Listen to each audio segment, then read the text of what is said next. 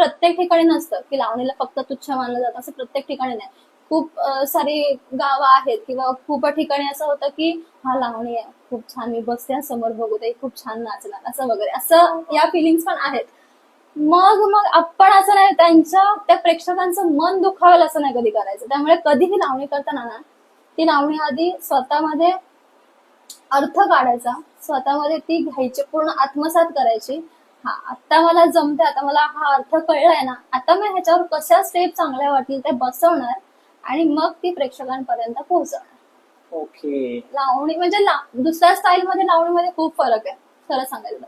कुठलाही स्टाईल असं केलं असं केलं म्हणजे सगळं निघून जातं. त्या गाण्याला फक्त आपण काय करतो, स्टेप मॅच करतो, बसते का या बीटवर बसते का, तर आपण ती पुढे करणार. पण लावणीचं तसं नाही, लावणीला पूर्ण समजून तिचा अर्थ घेऊन मगच ती स्टेप बसवली जाते आणि मगच ती पुढे सादर केली जाते.